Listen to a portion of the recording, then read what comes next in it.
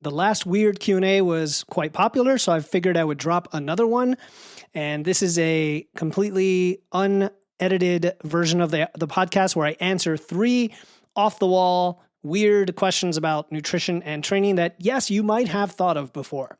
So today, the first question is, if you could choose only one macronutrient to focus on for the rest of your life, which would be the most important for physique and health? Now, I think you all know the simple answer to this. Protein, right? Protein would probably be the most important macro to focus on, aside from the fact that you can't live on any one macro for a long time without some serious health consequences, which kind of then defeats the purpose, if you will.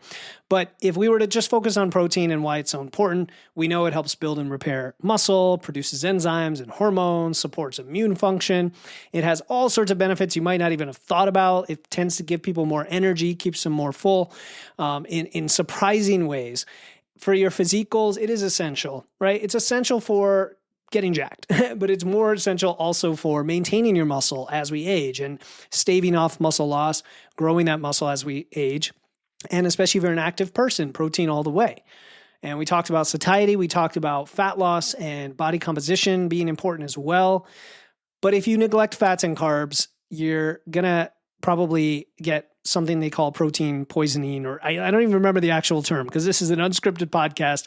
I remember seeing an episode of, I think it was called Survivor Man years ago, where they dropped him into, I think Alaska or something like that. And he started just to eat protein.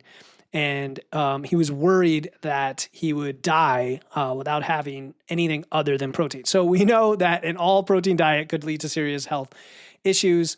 But if I had to choose one, it would be protein. And there we go. So that's the weird question number 1. Weird question number 2. Does eating spicy foods actually boost your metabolism enough to aid in fat loss? And this is a really common one people think about and ask about, because spicy foods, especially the ones that have capsaicin, right? Capsaicin is in chili peppers.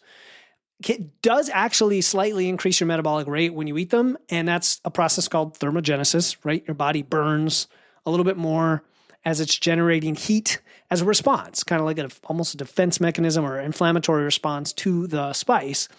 But again, I'll say this every time a question like this comes up. The effect is minimal. It is short-lived. It is not anywhere close to enough to rely on for extra calories.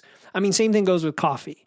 Right now, if you drink a lot of it, if you eat a lot of spicy food all the time, every day, maybe it has a little bit of a meaningful effect, like to the order of a few tens of calories, which is something, right?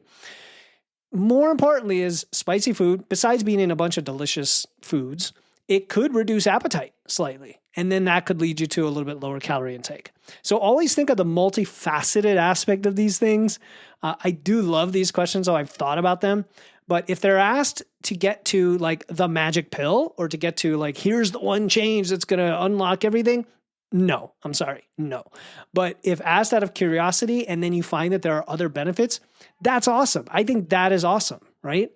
So yeah, that's what my thought about, bathing everything in hot sauce to burn a whole bunch of calories and see the fat melt off. All right, the last question. Is it possible to train yourself to need less sleep and still maintain optimal performance and health? Now, you might be the type of person, or you've heard the person that says, I can live on 4 hours of sleep, or I can live on 5 hours of sleep. Like, I don't need more. I don't need 7 or 8 hours. And, there are some people that can function better than others on less sleep, but it doesn't mean you don't need the 7, 8, or even 9 hours of sleep for optimal health and performance for you, right? Just because you can doesn't mean you should. We know that chronic sleep deprivation leads to so many negative things.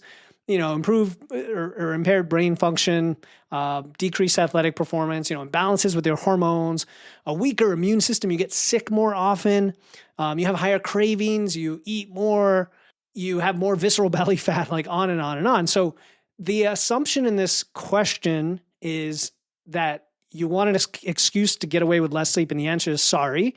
There is little evidence to suggest you can train your body to need less sleep or even adapt to it. Your body just needs what it needs.